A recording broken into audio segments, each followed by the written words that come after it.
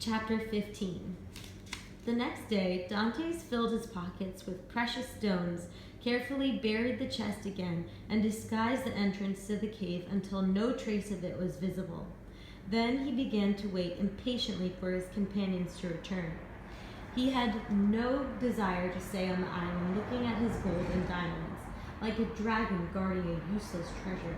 It was time for him to go back among men and take up the rank, influence, and power which great wealth gives in this world. The smugglers returned on the 6th day.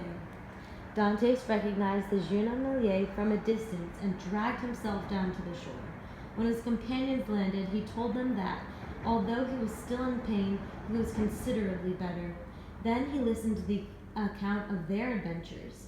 Their trip had been successful, and all of them, especially Jacopo, regretted that Dantes had been unable to take part in it in order to have his share of the profits, which would have been 50 piastres. Dantes managed not to smile at this. Since the Jeune Amélie had come to Monte Cristo only for him, he boarded her that evening and went on to Leghorn. In Leghorn he sold 4 of his smallest diamonds for 5,000 francs each.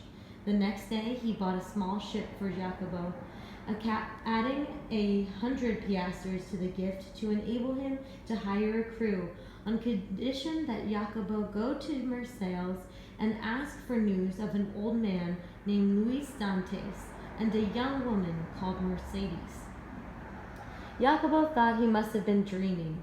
Dantes told him that he had become a sailor only on youthful impulse, and that upon arriving in Leghorn he had received an inheritance from his uncle.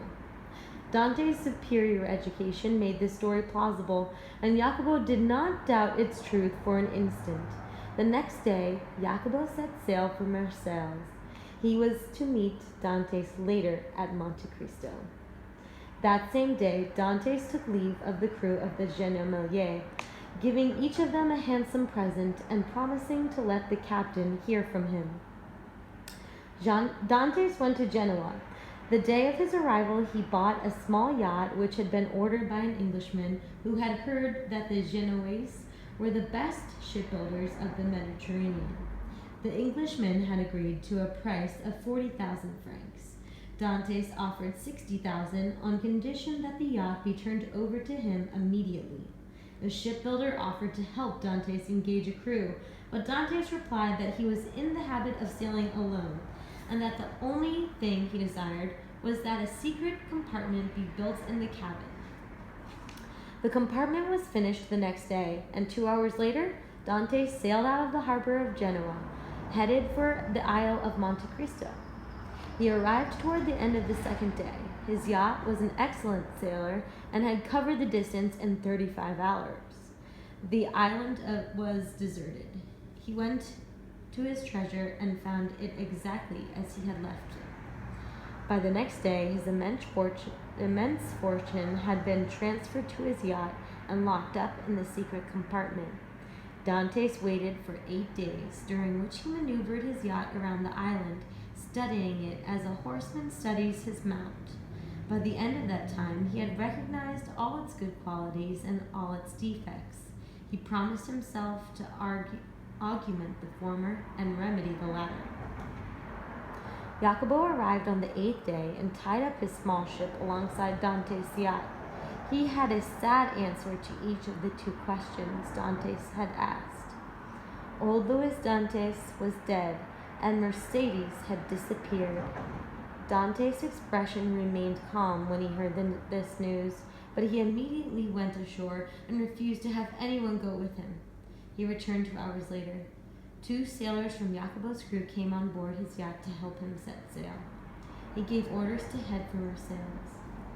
The news of his father's death was not unexpected, but what had become of Mercedes? There were also other things he wanted to know which he could trust no one else to find out for him. In Leghorn, his mirror had shown him that he ran no risk of being recognized.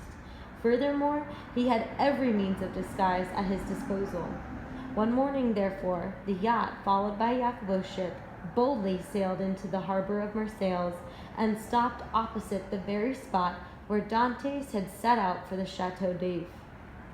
It was not without a certain anxiety that Dante saw a gendarme coming out to meet him in the quarantine boat, but with the perfect self-assurance which he had acquired, he presented an English passport he had bought in Leghorn and went ashore without difficulty.